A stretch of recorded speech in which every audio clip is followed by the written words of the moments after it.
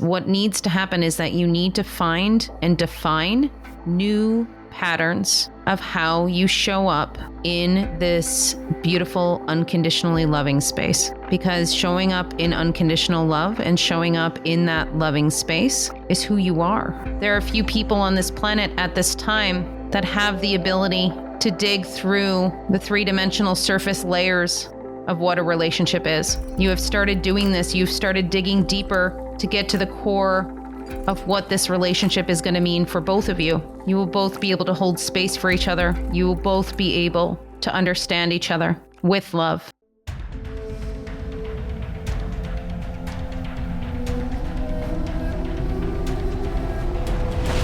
Welcome to the Akashic Recordings. I'm Annette Dalloo, Akashic conduit, channel, and spiritual guidance coach. I want to thank you for joining me today. The Akashic Recordings is created through the cooperation of my clients who have agreed to have their sessions recorded. Of course, with their permission, I am able to share these beautiful sessions with you. If you are interested in booking a session with me, you can go to my website at infinitesoullove.com. We are just starting season 2, and I wanted to make a little announcement about the format for this next season and moving forward. Our beautiful, lovely Julia is taking a little step back because she has a lot of things going on in her life. So she is going to be joining us for almost every other episode of this season, and she will be lending her voice and her wonderful, wonderful insight in those episodes. In the episodes that she's not joining us, I'm going to be going into the deep dive myself. I might have some special guests on, but that's going to be a surprise down the road. Enjoy this very first couples session that we have for the Akashic Recordings. Today we will hear a couples session for Rose and Marco. Rose has been a client of Annette's before, and Marco joins for the first time. They already know they are soul family, and today they want to explore their relationship from a higher perspective. Annette is able to help them work on heart-to-heart communication and to understand each other's needs.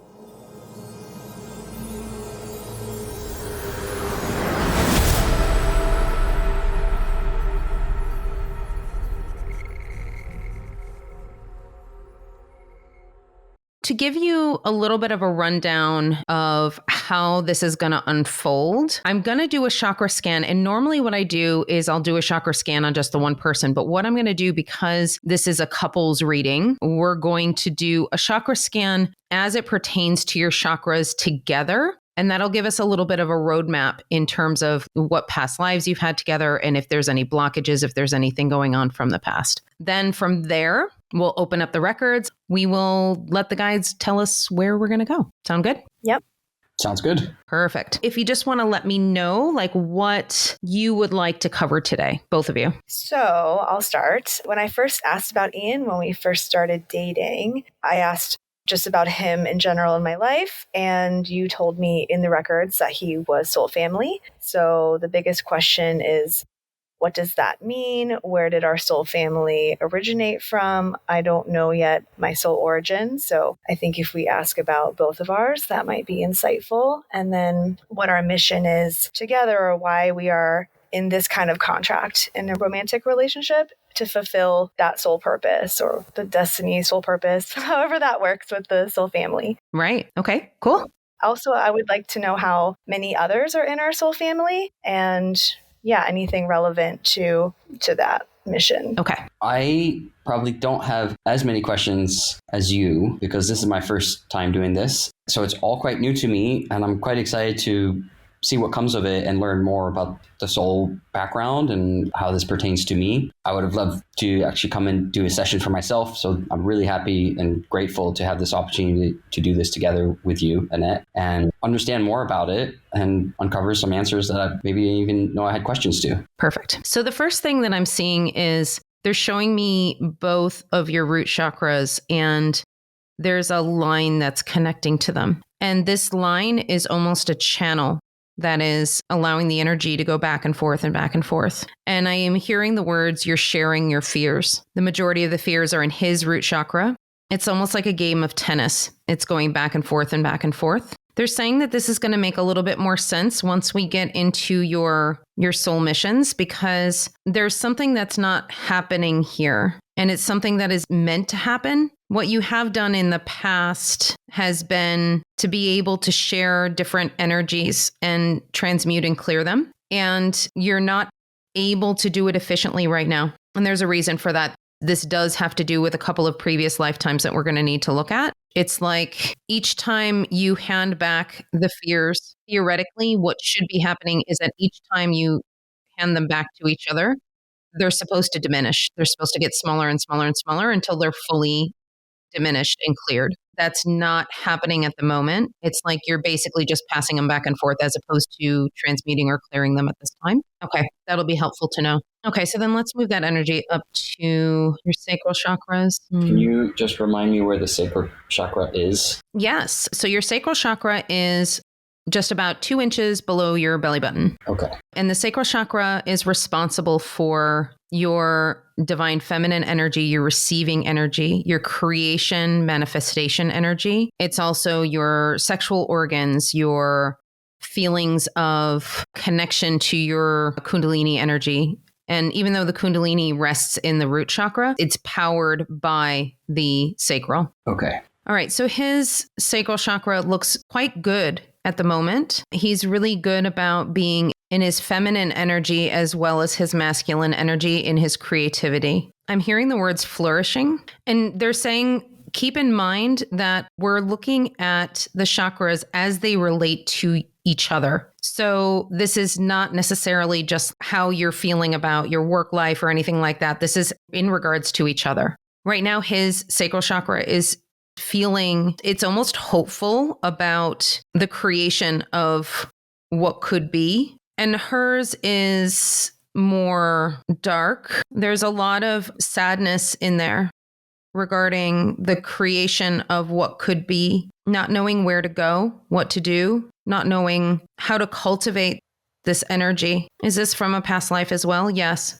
Okay. I have been having like physical blocks with the like sexual part. Been having routine infections that have like been preventing us from being intimate in that way since we began dating for a year now. And I'm still looking for solutions with doctors, and it's kind of been like an interesting shift from what I'm used to.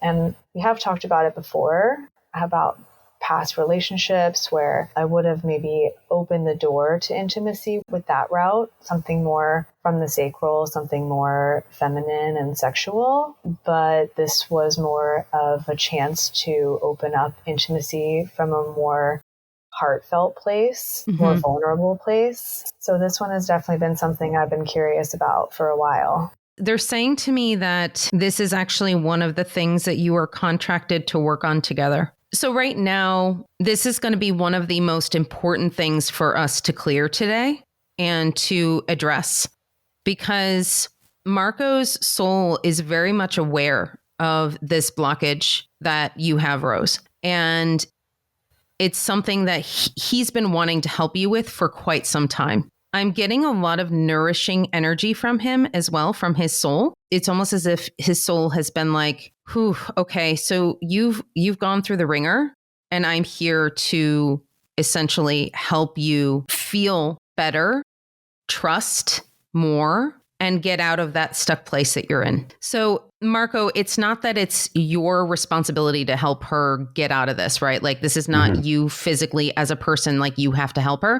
This is more on a soul level, and we'll kind of tell you a little bit about what that means once we get there, once we get to that past life. Okay. Okay. All right. So then let's take a look at the solar plexus chakra. That is where your feelings of your own personal power are seated. And then also how you feel about your own self-worth. There's a bit of a dichotomy for you, Marco, because right now I'm seeing like a ring around the solar plexus chakra, and it's really bright, and the light is that beautiful, brilliant yellow, exactly the way that it needs to be. And that shows me that like you have this self-confidence and this power within you, but it's only around the edge of it. So the center of it is very blocked and very dark. And a lot of this has to do with some current life situations that you've been dealing with, it's almost like a disbelief. You're like, but I don't understand why I wouldn't have this self-worth, these feelings of being able to accomplish anything I want to accomplish. And they're saying to me that this is by design. This is something that you did choose for this lifetime. You chose to have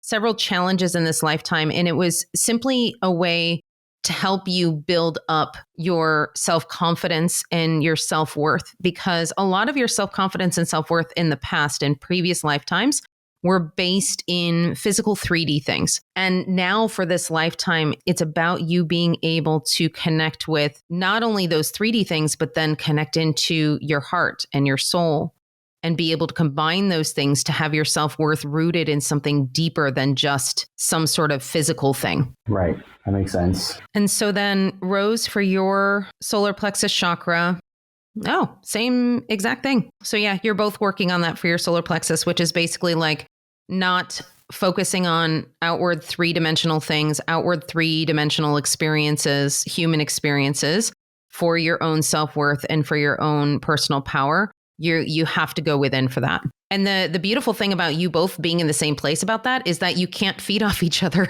Although it can be challenging for both of you because you both sort of lead with your insecurities at times. It's still good because you're able to then be vulnerable and share those insecurities with each other. Even if you don't really know how to help or you don't know what to do with it, at least you can share them.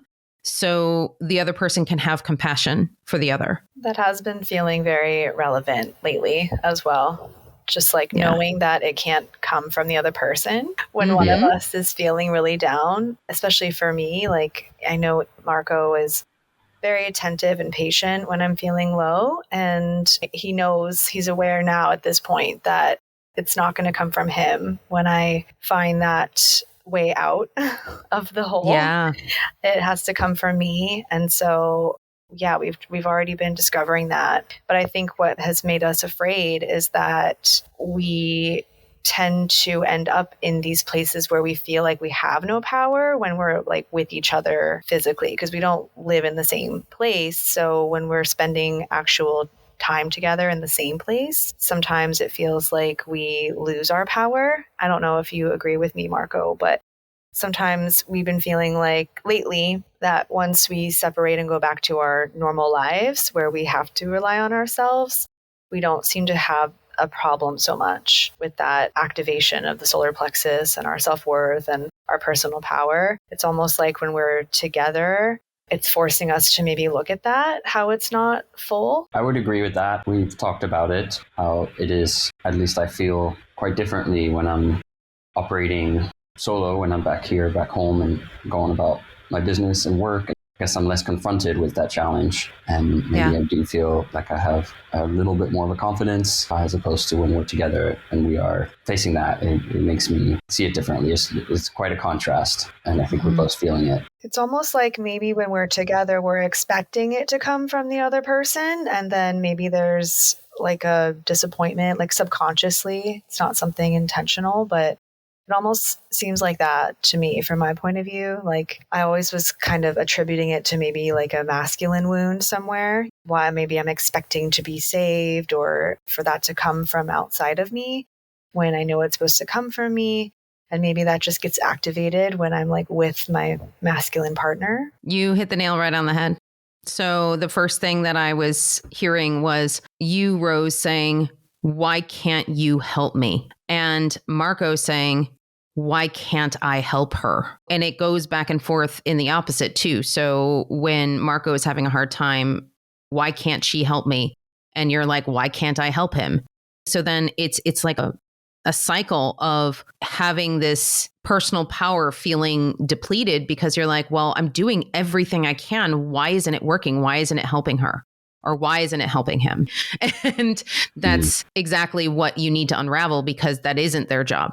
Their job is to be there to support, to hold space, and to offer tools if necessary. It's very much about being able to identify the fact that the other person, it's not their job to fix you. It's not their job to save you. It is for you both to be able to sit in the space together, be vulnerable together, and hold that space. And if, Rose, you need time to work through this, then that is your job to communicate that to Marco and say, look, I know this is difficult for you to see me going through this. If you need to go somewhere and not experience this for the time being, I understand. Go and take care of what you need to take care of. I need to go through this the way that I need to go through this, because you both have already identified that when you're on your own, you're able to go through these things in a personal fashion. Like you just go through it personally and you don't sort of cling on to something else or somebody to get you through that. Right.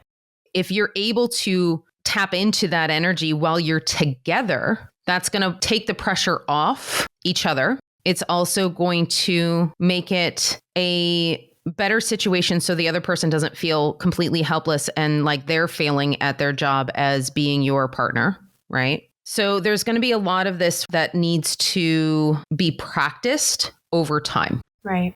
That makes sense. I know that often my default is to want to help or find solutions or tools or anything that can help Rose surmount some of those challenges when they're faced when we're together. Mm-hmm. And what we are discovering is that that's not really the most efficient way forward. And it really does come from within her. And the best I could do is give her that space for it. But it's difficult for me because I'd say in my nature it is to be a problem solver. And if I see something, I want to help. And I feel bad if somebody's in pain or hurting, and I want to do something that I can to make it easier, or like suggest tools. Even though I've repeated that practice many times with Rose, it's not been the route to success, I would say. Well, and that has a little bit to do with the sacral chakra blockage that Rose has, because normally in a situation where you don't know what to do, you're feeling really sad about something and you need to get it out. Sometimes people need comfort, meaning like they just need a hug, or they need to be held, or they need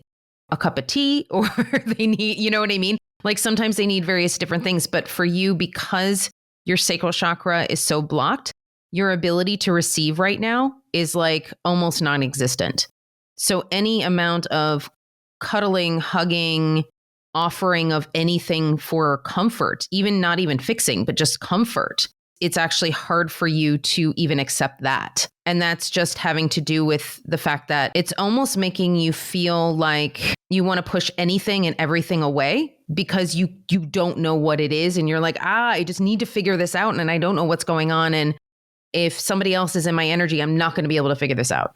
100%. That is exactly the feeling. He'll be like, just reach out, just hold my hand, or like, look at me. And the more he tries to connect when I'm in that space, the more I can feel myself like disappear more. Like my body language changes to close off even more.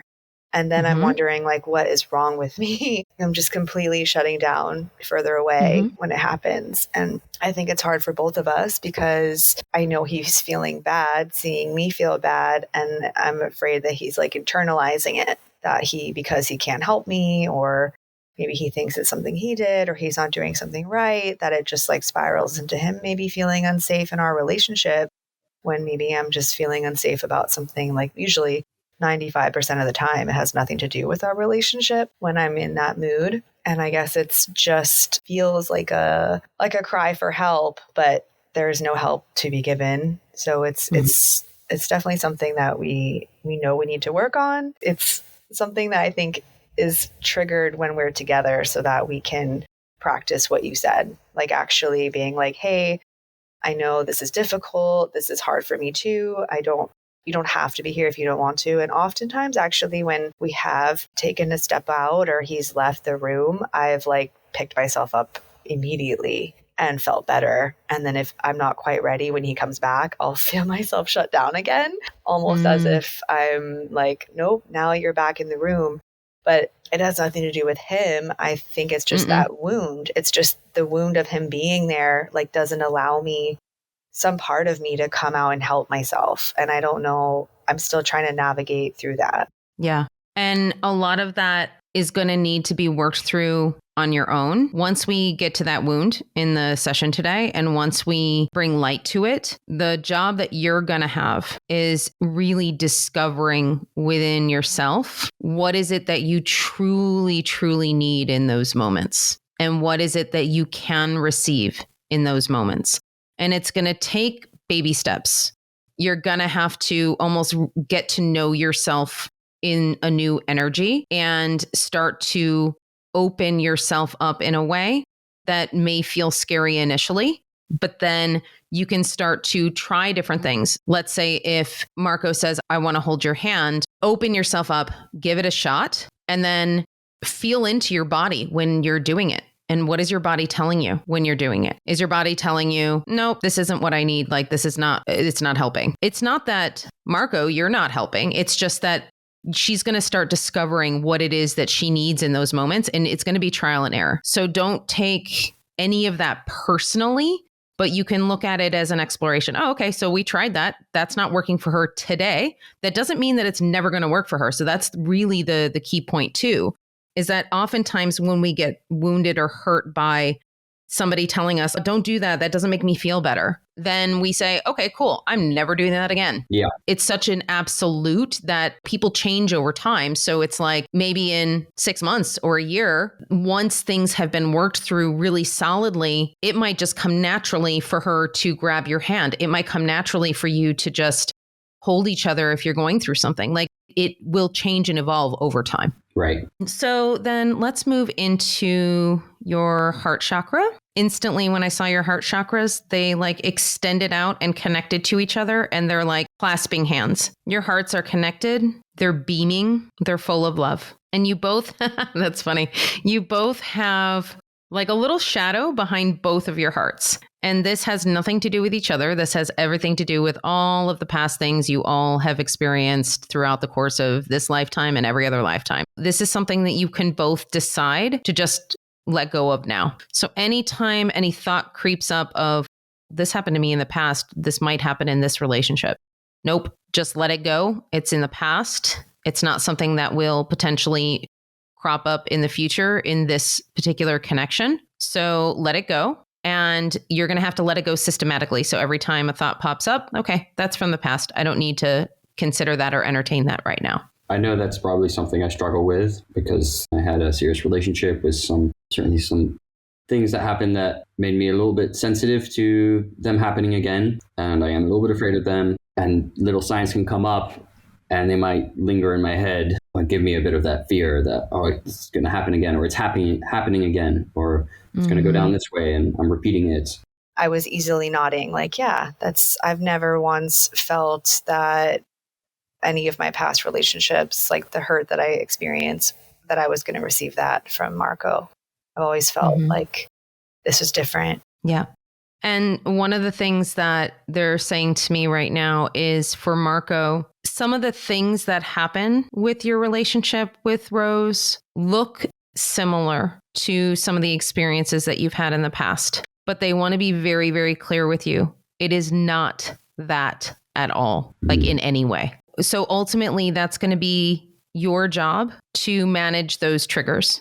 So when you feel triggered in that way, really identify where it's coming from and why, and then ask yourself, okay, is this what's going on with Rose? Is this the same thing that's going on? And if you don't know, ask. Okay. You can ask her, say, hey, I'm having some insecurities right now based on this thing that happened with my ex or this thing that happened before. And I'm really worried about this. And can you give me a little bit of context or clarity surrounding this? Okay. So then let's imagine that beautiful, divine, crystalline light about 6 feet above your head and allow that light to shine down through your crown chakras. That's really cool. So your crown chakras are connected like your root chakra. It's like you're creating a complete circuit between the two of you. And so that crown chakra, it's like you're exchanging information. So it's like you both get downloads, you both get the divine information. You're sharing it between the two of you. You're giving it back and forth, and it's beautiful. Okay.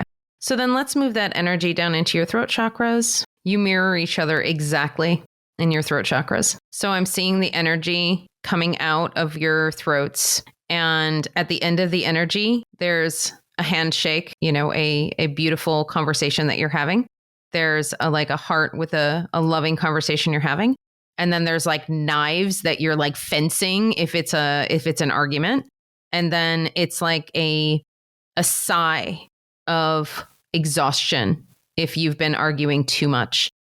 And I'm seeing it on both sides. Like you're almost exactly matching each other's energy when it comes to communication. It's something that is going to work to your advantage in the future. But right now you're still trying to manage it with all the fears that are going on in the root chakra. So it's not helpful at times. Okay. This is actually what's tied to the reason why you're not transmuting the energy in the root chakra, because what needs to happen in communication is you need to be able to see the energy behind the words. And right now you're both responding to exactly the words that are spoken. You're not responding to the energy that's behind them. This was interesting for me because I was almost expecting to see my throat chakra like gabby, gab, gab, talk, talk. And Marco is often pretty quiet and is mostly just in agreement when I ask him, what do you think about that? But that's not normally what I'm wanting to hear. I want to know what he actually thinks. And sometimes I find it difficult because I think that he's having the conversation in his mind, just not with me.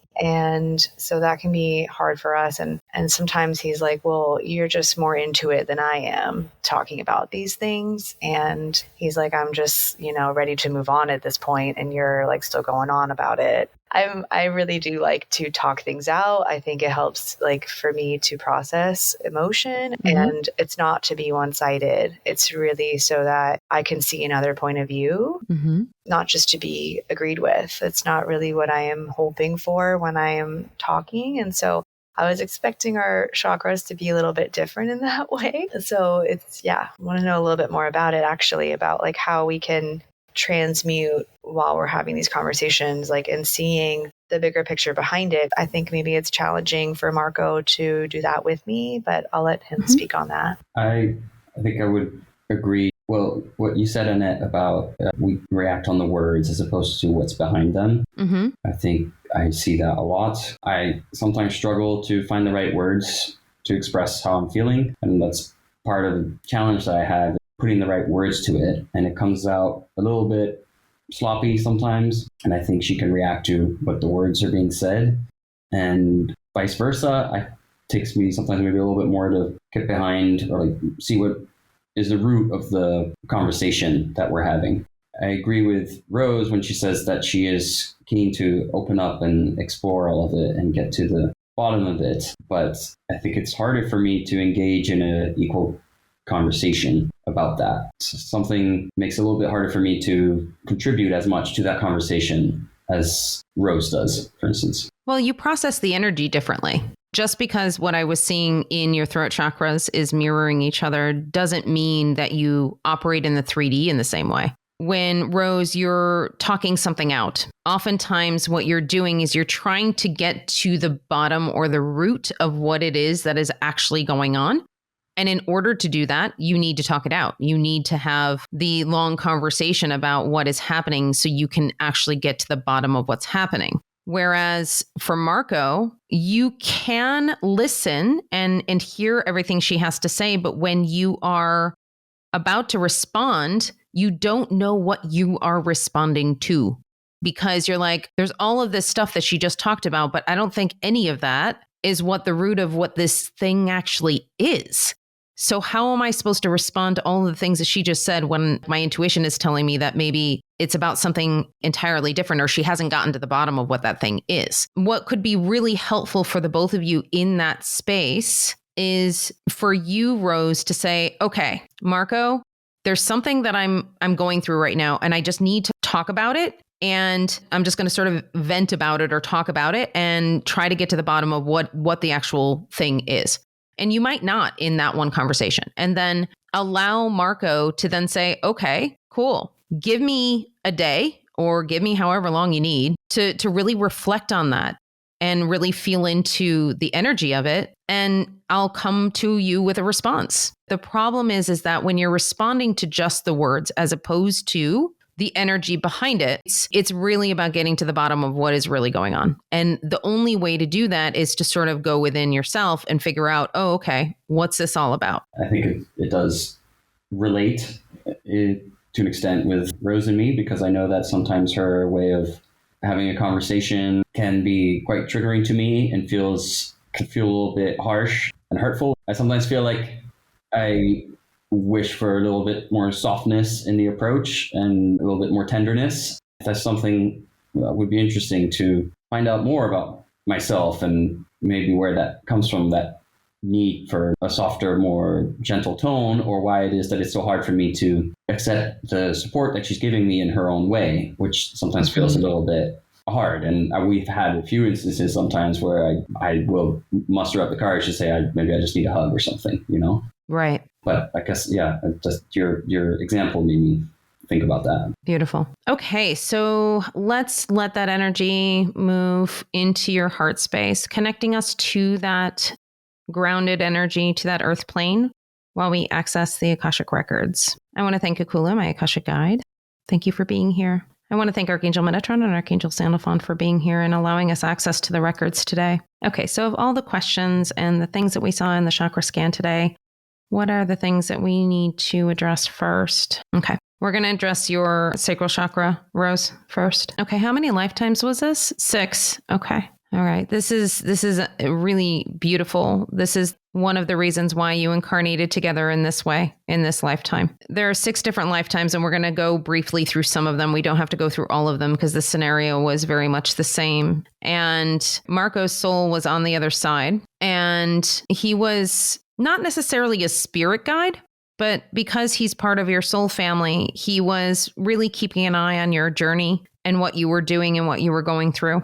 And he saw as you were going through these 6 lifetimes that you were repeating the same pattern over and over again, and it was breaking his metaphorical heart. He knew he was uniquely equipped to help you in terms of giving you certain experiences in the 3D in order to help you to break out of this pattern. And when you were on the other side with him in between these lifetimes, he would actually have conversations with you and ask you if you would like to incarnate with him to move through whatever this is. And even on the other side, your soul was like, no, I'm good. I got this. This other situation is fine. I can do this. And then you would go down and it would happen again. And I'm seeing Marco's soul almost watching from on the other side going, oh, God, oh, that's painful. So finally, after that 6th lifetime, Marco was like, all right, are you going to take me up on my offer? Because, you've tried everything else. And you're like, yeah, okay, fine. Let's go do this because I think I do need the help. And it's not to say that Marco didn't have incarnations in between there. He did.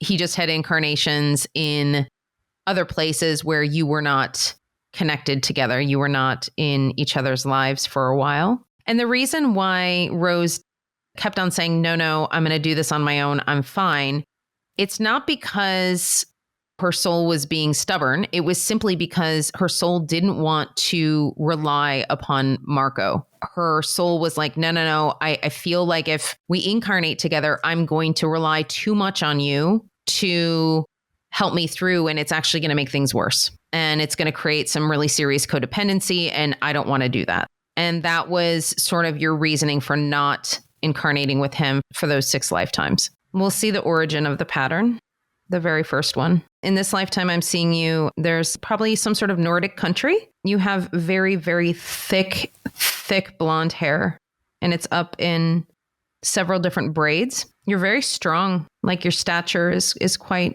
tall and strong. You've got 3 brothers in this lifetime, and you helped them with all of the chores, with all of the household things in terms of like getting firewood, and you did all the same things together. Like there wasn't, just because you were a girl doesn't mean that you actually had to only do girl things. Like you did all of the same jobs that they did. It was all very equal. I'm seeing your father go on some sort of journey. You're loading up a cart with your brothers, and they're going with him.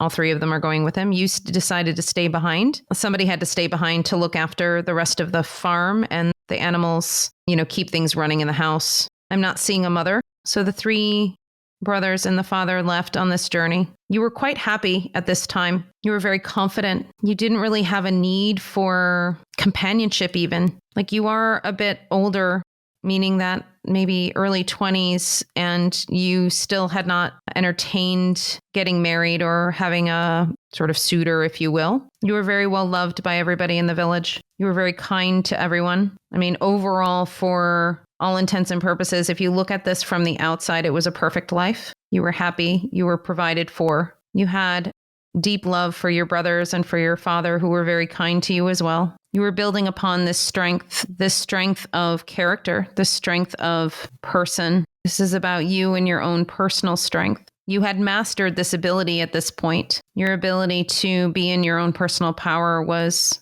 the highest level that it had been in your entire incarnation at this point. The problem is that you had a hard time connecting to others on a heart level. This was something that you had been working on for many, many lifetimes, but only on a very peripheral level. This was the lifetime that you chose, that it was time to start to connect to somebody else in a romantic sense, on a heart level and on a soul level, in a way that could be healthy for you. This is part of the wound that you still repeat to this day, that every single time you connect with somebody, you feel like you're going to lose yourself like you did in this particular lifetime. You did meet somebody while your brothers and your father were gone. It was a man who was in the village. It was somebody you knew for quite some time, but never really thought anything of. He was a few years younger than you, which was also very unusual, which is why you never looked at him that way. But he's made it very clear about his intentions to you. He brought you flowers every day. He begged you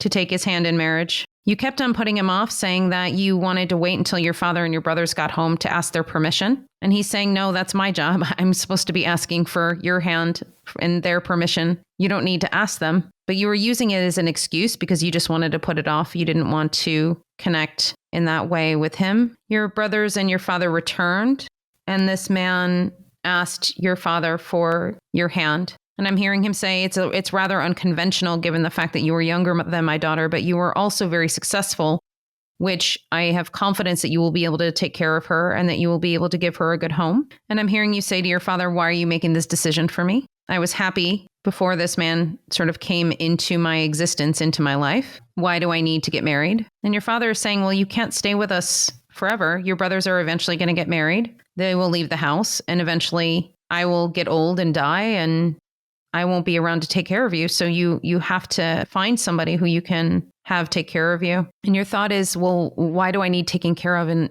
the first place? Like, I know how to do everything. Your father taught you how to run the household. Your father taught you how to use money in a way that was profitable, that was good for the house. Your brothers taught you all the things that they know. So, I mean, you know everything that you need to know. So why do I need to connect with another? You sort of begrudgingly agreed to marry this man. You figured that he was nice enough. He wasn't cruel. He wasn't overly domineering. And quite frankly, you thought, well, I could probably control him. So I'm going to agree to this, knowing that I'm still going to have control over my own life. So what happened was actually unexpected for you. You ended up actually falling in love with this man over the course of time. Like I said, he was very kind to you. He wanted nothing but to make you happy. But you didn't know how to exist in the world with having all of those emotions. You didn't know how to move forward in your life, to be strong, as well as be this much in love with somebody. It was something that came out of left field and like hit you in the head. And you were like, what is this?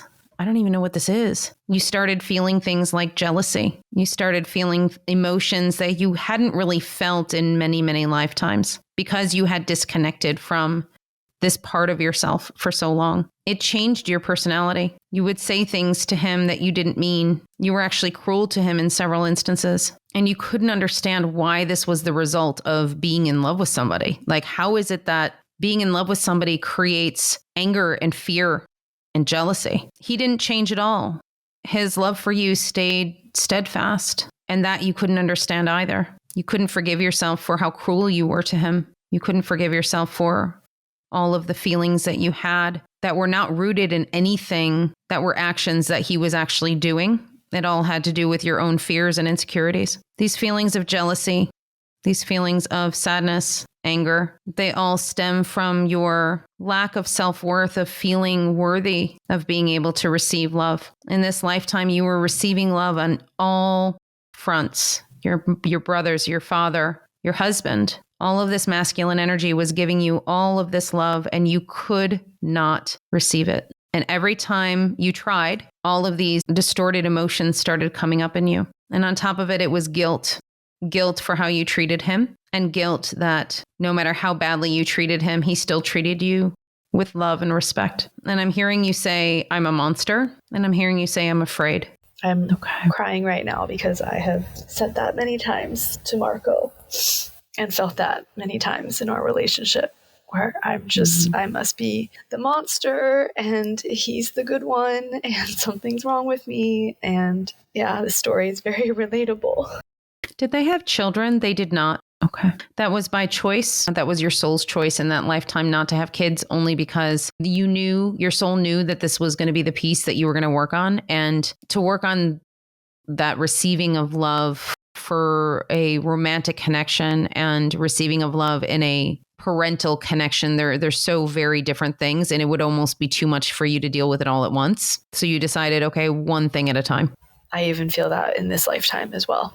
Okay. So many of the other lifetimes, the 6 lifetimes that we're looking at right now, the situations were of the same thing. It got worse towards the 6th lifetime, to the point where you were hyper controlling, and you wanted to make sure that you were controlling every situation that came into your life, because you didn't want to have to feel those emotions, because you associated love with feeling horrible, basically, with feeling horrible feelings. Yeah. And you didn't know how to love without losing yourself. Okay. Do we need to look at any of the lifetimes in those other 6? No, not at this time. Okay. All right. So then let's take a look at the sort of planning meeting, if you will, between Marco's soul and Rosa's soul before they decided to come into this connection in this life. I'm hearing you say to Marco's soul, this is your souls talking on the other side. And I'm seeing your soul say to Marco's soul, I can't guarantee you that I'm not going to figuratively beat you up in this life. Like, I can't guarantee that I'm not going to do that. I don't know if I'm going to be able to pull this off. And Marco is saying, I'm strong. Like, I'm super strong. I can handle it. Don't worry about me. I've also been seeing what you've been doing over the course of these last 6 lifetimes. I know what you're struggling with, and I know what needs to be done. And I know the experience that I need to give you in order for you to break this down. And he knew that it wasn't an experience like the first husband. That first husband in that first lifetime that we just looked at. The experience he gave you was just, I'm going to love you through it. I'm just going to continue loving you. And that was like, nope, that's not the way to do it. The way that you decided to come into this connection together was with eyes wide open in terms of your energy. Marco reacts to your energy for the most part on a soul level. He does not to your words, to your physical 3D things. So wherever your energy is, that's what he is reacting to. And so that is what needed to happen, because unconditional love is beautiful, of course, but you can't just love unconditionally and allow behavior to continue the way that it is without evolution and growth. With that first lifetime, that husband he wasn't taking any different approach. He was just, basically doing the same thing over and over again. And you were getting the same results over and over again. And it was just this perpetuating cycle. And so the one thing that is constant between you and Marco, Rose, is that you as souls have been very good over the course of time of your soul's existence of learning from each other, teaching each other, and giving each other the experiences that are able to evolve and change and grow. That has been a constant between the two of you. Are we on that path, so to speak, of that change happening? Is there a way to see like the evolution and the timeline of that? Like if I'm learning anything from this experience or have already, or what is to come as far as that goes? Because I definitely relate and feel some of those same exact emotions very much still present from the first lifetime that you shared. I love the visuals they give me sometimes. How can I describe this? So have you seen, I don't know, maybe in cartoons or in a movie where somebody is throwing like a temper tantrum and they're flailing their arms all around and they're trying to hit the other person, and the other person is literally arm extended with their hand on their head, just holding them at arm's length, just very calmly holding them at arm's length, going, okay, just, okay, flail your arms about. Sure, I'm fine. I'm sitting right here. All right, do what you need to do. All right, are you done? Are you done? Okay, you're done. You're tired now. Okay, cool. I'll let go now. All right, now we can have a conversation. Like that's what they're showing me. So that's kind of what has been happening, is that Marco's soul has been like holding that space for you to tantrum, to throw whatever energy you need to throw around in order to get all of this out. Because that's what needs to happen. It just needs to get out. And you need to express it. You need to express how you feel. Now, does it need to always be with Marco? No. But that's how it has been in the past. And then once you get it out, then you can sit down and have conversations together and see the way forward and see what's going to happen. So you're not moving forward just yet, as you're still in that space of getting ready to stop flailing your arms. You're getting ready to just be almost so exhausted by the whole thing that you're just going to be like, okay, I give up. I'm not tantruming anymore. I'm going to go within. And then I see you lifting your head to Marco and I hear you say, okay, let's figure this out together. And it's one little door that needs to open at a time. One little door where you allow something in, where you allow some sort of gesture in.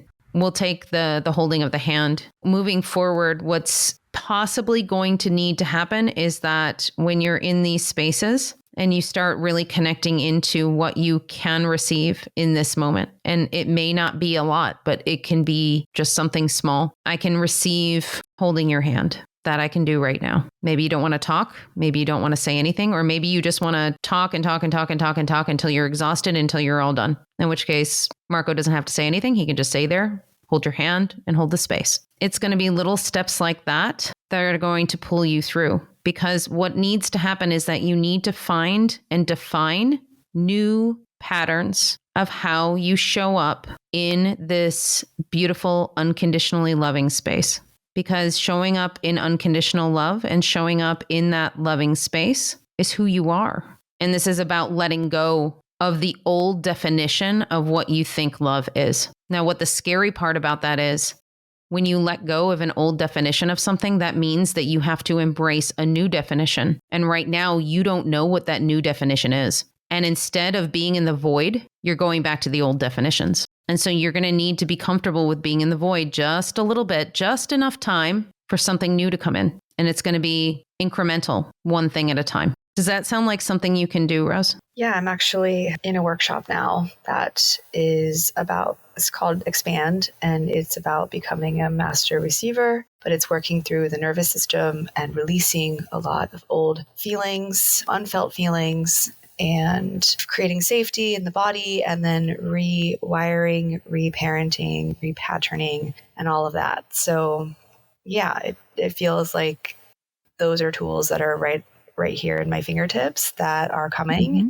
I think I can take those baby steps as I get more practice, and like knowing that there will be a new way to see it and pattern it. And also that Marco isn't going anywhere and is patient with that process. That's reassuring as well. And you just hit the nail on the head, because the next thing that I was going to say to you, Marco, was the only thing that you need to do in this space is have patience and hold space. Right. And then the other aspect that you need to work on is just making sure that you are not taking any of this personally. Yeah. Understanding that this is her journey. This is her wound that she needs to work on, and you are not responsible for it. And it's not something that you are needing to do anything about necessarily. If you can depersonalize it and say, okay, I get it. This is just what she's going through. I can stand in my own strength. I can be patient and hold space for her and allow her to go through it. I think I have been getting better at understanding that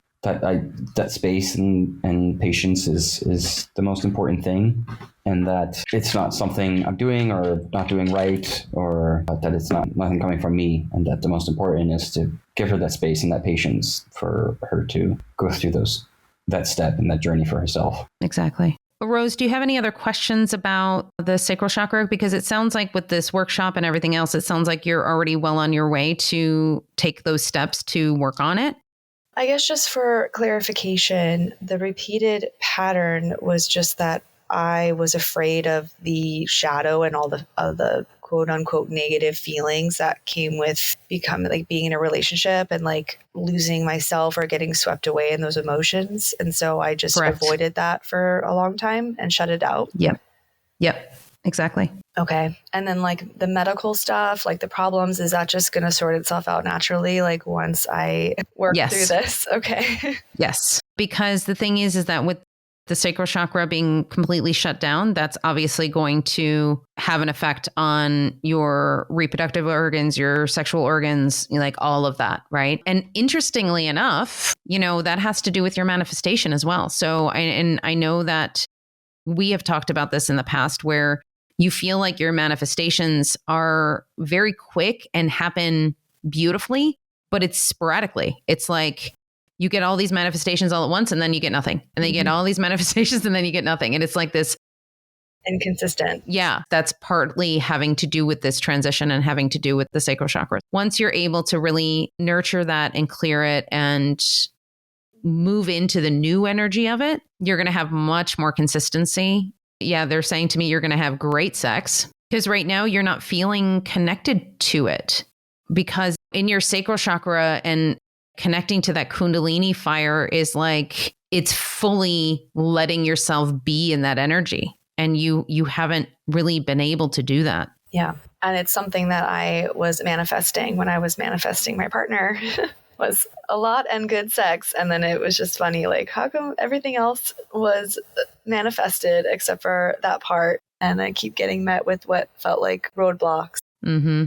So yeah, I guess the roadblocks were the sign, like, hey, something deeper, something karmic. Yeah, absolutely. Because the potential is there. Like I'm seeing it in terms of like your energies together. There just need to be these few shifts. And once you're able to shift like that, and then once you're able to be fully connected on that level without the fears. If you think about it, like your heart spaces are connected right now, but your lower chakras aren't connected necessarily in that way. Like I know I said that your root chakra and your crown chakra are connected, but it's like that connection is a different type of connection. Okay. So if you can imagine if all of your chakras are lined up and all of your chakras are connected, and then your Kundalini energy is connected, that's what makes that transcendent divine energy during sex. It's something that will sort of lock into place as you do this work. So, I mean, what I'm seeing is that it's only going to get better from here.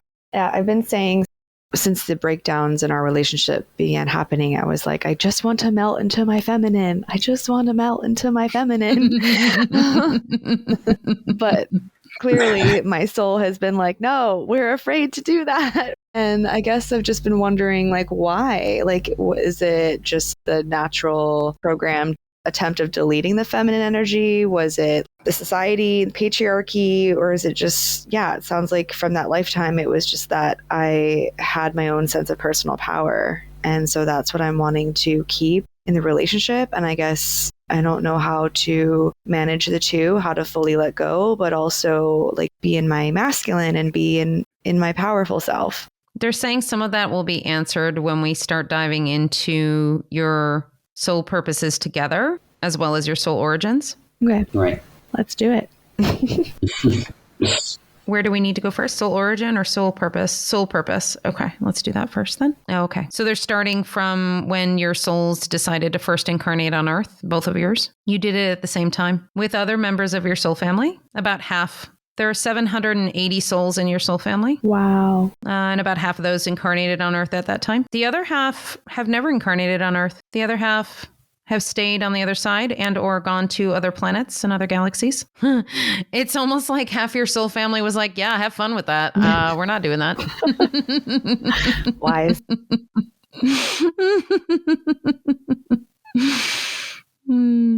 That's funny. So with the half of you that came, it's like you all came down at the same time and you scattered throughout the planet and you two landed in the same spot.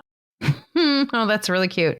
It's like you landed in the same spot and you're like, okay, I see a tree over there. I'm going to go be that tree. And he's like, okay, cool. I'm going to go be this flower. And you're like communicating together. Oh my God, this feels really weird. Oh my God, this is really bizarre. Like, why? Okay. Communicating to each other, like what it feels like to be in each thing. Like you explored it together. That's really cute.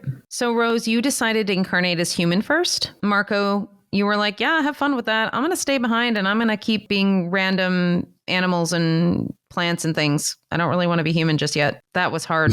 Okay. So the first time, Rose, you incarnated as human, and Marco, you stayed in your whatever form you were in at the time. You realized together that that was the very first time you were not able to communicate on a soul level. You started to realize that being incarnated as human created an extra layer of difficulty in that. It's like you both looked at it like a playground initially, though. After her first incarnation, Rose was like, oh, come on, Marco, you got to do this. It's super cool. And finally, Marco was like, all right, cool, I'll try it with you. And so you incarnated together as humans. Marco is looking at you, Rose, and he's seeing some of the psychic debris that you had acquired in the previous lifetime. And he's like, wow, what's that? And you're like, I don't know what this is, but it's something that I've acquired since the last incarnation, so I'm not sure. It was like you were discovering psychic debris and these lower energies that kind of happen as being human, like you were discovering them for the first time. And as you were incarnating, you started noticing this psychic debris and the karma and all of that stuff just sort of pile up. And you're both like, what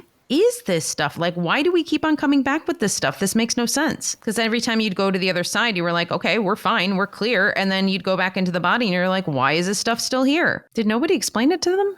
Do we not get explanation? That's really weird. We don't get explanations? No. Oh, okay. I've never seen it presented that way. So I was like, oh, that's interesting. Okay. Oh, some souls know about it based on their soul origins because they've experienced it in other places and other ways. Ah, okay. That makes sense. You both incarnated on other planets before Earth, but you never incarnated in a place that was part of this density. None of the places you went to had any sort of lower energies. They were all very high vibrational places. Ah, okay. This makes a lot of sense. Both of you, the distaste you have for this psychic debris, for this karma, for this heaviness that you acquire as humans, it goes back to your soul origin on this planet, where you were like, where's this all coming from? Why is this here? I don't get it. This is dumb. I don't like this. Like you were just like, I don't want any of it. Yeah. Why didn't they tell us before? Yeah, exactly. So yeah, like it's very much about you learning in trial and error. That's it. It's like trial and error. And you're like, okay, well, we've mastered this thing. Okay, great, cool. All right, let's go back and let's see if we can do this other thing. Let's see if we can master this other thing. And so part of your resistance to moving on to the next phase, if you will, is your soul, Rose, on a whole, has a tendency to be like, okay, I mastered this thing. I'm just going to stay here. I'm not going to move. I'm just going to stay here because I don't want to mess it up. Like, I don't want it to be ruined by anything else. So I'm just going to stay here because I've mastered this and I'm good. It's this feeling of, I don't want to have to dive into anything else because I don't want to ruin what I've already done. And what you're not realizing is that it's not going to ruin it. It's only going to enrich it. It's only going to make things better, but things have to get dismantled and messy before you can reconstruct them again. Mm-hmm. Marco's soul had a much more fluid feeling about it. He was much more chill about the various different experiences he had in his life. He had this darkness in this one lifetime where he had experienced being somebody who was not particularly pleasant in his human self. And he sees this dark spot over his left shoulder, this dark energy. And I just see him almost like brush it off, like, oh, all right. We can get rid of that. That doesn't need to be here anymore. When it comes to your root chakras being connected and the fact that you are exchanging energy back and forth. So is that something they need to stop doing then? Yes. Oh, okay. Throughout the course of your incarnations, you decided, Rose, that you didn't want anything to mess up what you've built and what you've mastered. And Marco was like, oh, look, I know how to clear this stuff. I can clear it pretty easily. See this dark spot on my shoulder? See, I just said bye and it just went away. Look at that. And Rose is like, how did you do that? And you're like, I don't know. I just said go away and it went away. You're like, oh my God, why can't I do that? And Marco's like, I don't know.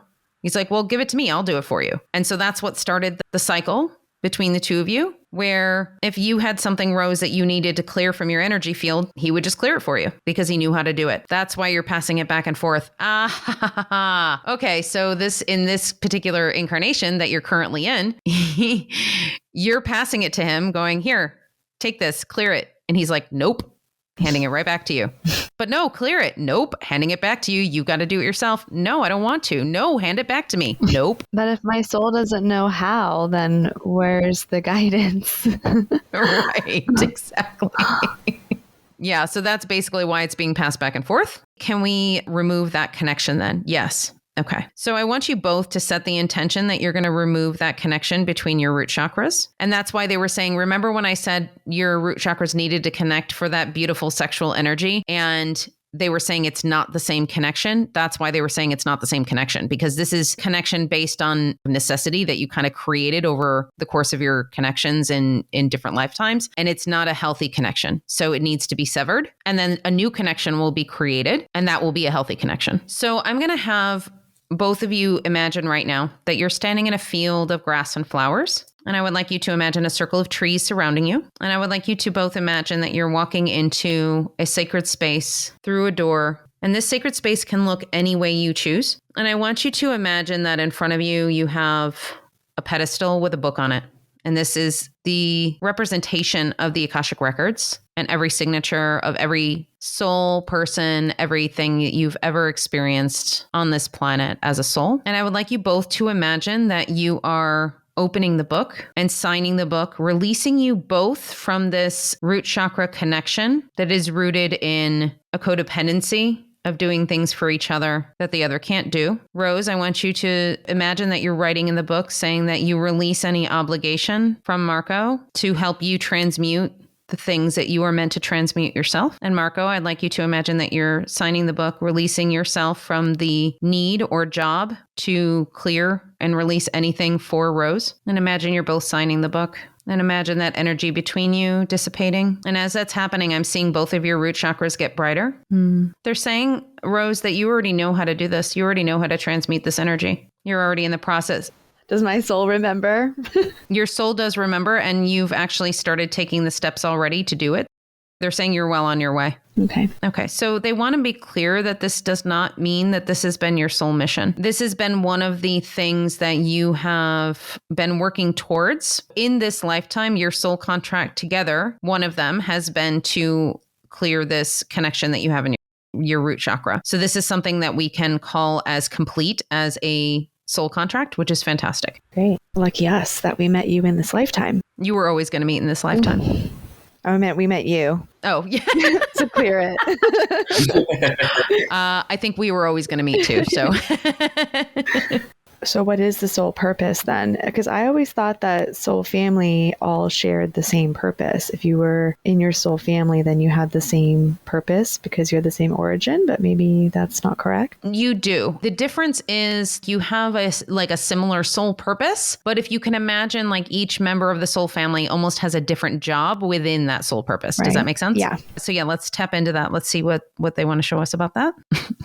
They're showing me a visual that is just, it's amusing. Okay, so there's a reason why half of your soul family didn't incarnate on Earth. It is because your soul mission as a soul family is to be able to stay connected to the other realms, to the higher vibrational realms, and be able to communicate this information down to the humans that are living on Earth. The other half of your soul family has been experimenting with the energy as to how far can they stretch that energy? How far can it sort of extend, if you will? And there are times when they've extended the energy too much and you've lost the connection. And the humans down on Earth during that time, when they didn't have the connection to the other half of the soul family, were like flailing about like fish out of water. And then the second you were able to connect again, you were able to right yourselves. So some of the turmoil that you both have gone through in previous lifetimes actually just had to do with that as opposed to anything else. It just had to do with the feeling that you are always connected to this higher vibrational energy. And then at times it would be feeling like it wasn't there or that you weren't connected. And that's where you would run into problems. The overarching soul family, soul purpose is to help other souls understand where they are energetically in relation to where they want to be. You're here to give a benchmark of where you want to be, where you want to go in terms of energy, in terms of lessons, in terms of experience, in terms of information. You have been experimenting with this for millions and millions of years. You've gotten to a point as a soul family where you've gotten really good at understanding how much the human self is able to handle in terms of connection, in terms of knowing and understanding their soul on that soul level. It's almost as if the other half of the soul family that is still in the higher realms is feeding you little tiny bits of cake one at a time, just enough that you can handle, but not enough that you're going to get sick. Is this like the downloads that we're getting, we share through our crown chakra? Yep. So then like often I'm thinking about like when we call in like our guides, would that also be our soul family that is able to connect with us then and give us guidance? Because they haven't had incarnations on Earth, it's actually harder for them to give you assistance. In addition to the fact that they are further away energetically. Mm-hmm. The thing is, though, is that it's a different type of communication. Like they are constantly in communication with you. It's always happening. The communication that you get from your guides and your spirit team that are sort of closer to Earth, if you will, on an energetic level, that information that you get is different information. It's sort of helping you in this lifetime, in your human lives, whereas the information you're getting from the other half of your soul family is more on a galactic level. It's more on a spiritual soul level. It's helping your soul do things that you're not aware that your soul is doing. It's more on those subtle realms versus having a super big effect on your human experience, if that makes sense. Right. And so our soul's mission, I guess, like what we're trying to accomplish that maybe we're not aware of, you said it was something like benchmarking, like knowing where to go, or like, is it just benchmarking like the human experience in general, or like Earth? It's actually sort of benchmarking the ascension process. Basically, your soul family is saying, okay, so Earth's ascended this much. The population has ascended that much, so we can move our benchmark a little bit further out. Okay. All right, cool. Now we've all ascended a little bit more. Okay. So our energy is a bit higher now. Okay. So now we can move it a little bit further. And now we have to meet this other benchmark in order for us to get to this next one. Right. So it's like you're creating these milestones for Earth to achieve over the course of the ascension process. Okay. Okay. So that's the overarching soul family, soul purpose. Now for you individually, let's see what that means for you. Oh, that's really cool. And that makes a lot of sense. Your job as a soul is to basically plant all of these templates all over the planet that you have created. And these templates are templates of strength. Essentially, if you can imagine, you master one thing, and you've mastered quite a few things in your existence as a soul. You master one thing and you're like, okay, cool. I mastered this thing. I'm going to put the template down and everybody else can benefit from this template. This is why you don't like when these templates are messed up, because you're like, I just put all these amazing templates all over the world. I don't need these messed up. And then people are like, no, but they need to be upgraded and moved and changed over the course of time. When you create templates, they're meant to be changed and moved. Mm-hmm. You have a very proud way of looking at all of the things that you've created and the things that you've mastered, and you really love it, and you want them to stay exactly as is. Mm. And that's part of the shadow side of what you do, is that you really do want these to sort of be a beacon of your accomplishments. And in fact, it has to be a collaboration with other souls who do similar things. And they can look at your templates and say, oh, I can add this to the template and I can do other things with the template, or I can negate this template altogether and replace it with something else. And you're just like, why are people doing this? That's more having to do with your human experience versus your soul. Your soul understands how this whole thing works, and your soul's like, yeah, that's cool. You know, we all need to collaborate. We all need to do this. It is more your human self that gets frustrated with these things changing. Kind of like my business. People like using it as a template to start their own. Yeah. Oh my God. I didn't even think about that. That is so true. You're like, I didn't mean that I was going to create a template of my own business and have you steal it. Yeah. That's not what I wanted to have. You're supposed to build upon it. It's a template. You're supposed to customize it and make it yours. Yeah. Don't just copy paste it. Yeah, exactly. No copy paste. No copy paste. That is your main soul purpose. You have other little ones, but nothing that they want to cover today. Okay. Marco, your soul purpose, well, that's not a surprise. You're a natural transmuter, which basically means that you take energy, like dark energy, disjointed energy, fragmented energy, and you're able to literally just alchemize it, transmute it, turn it into something else that is beautiful and useful. You were so good at it. I was like, do it for me. Exactly. Yeah, that makes sense, because I know I can absorb negative energy or things around me can go that I can look past it. Perhaps I can see something bad or somebody's behavior or actions and look past that. But I've noticed in paying attention to myself and how I feel sometimes, also going back to an earlier point when you're saying one of my past lives, I was maybe darker. There was maybe a darker side or something that was, I forget how you put it, but I was not a very pleasant person, she said. Right. Yeah. And I can brush that aside, but I sometimes do feel that it crops up in my mind, and my mind can go towards what it's like to be in that more unpleasant vibe or less caring and loving and compassionate, and here to put out more positive and supportive energy.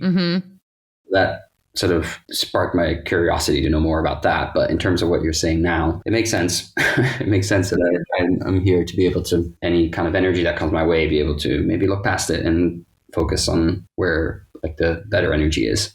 Your job is incredibly important. And it's not that you're the only person doing this. Obviously, there are millions of other people that do this type of job, but it's important because of what your soul family is doing, because you're setting the benchmarks. It's really important that you are able to clear the path, so to speak, to clear the path for the next benchmark. If there is something that is sort of preventing us from moving forward on the next benchmark, you're very much able to identify those places that need to be cleared. And then you sort of report to the other souls that are transmuters and alchemists and say, okay, this particular thing needs to be cleared more urgently than anything else. So we need to work on this. So you're able to really delegate and say, hey, based on our information and what we're getting, this is what needs to happen. Right. When it comes to the darkness that I was speaking of, it is more about your connection to the shadow. Every single one of us has had many, many lifetimes where we've been not great people. We've been around for millions and millions of years. It's bound to happen a few times. It's not that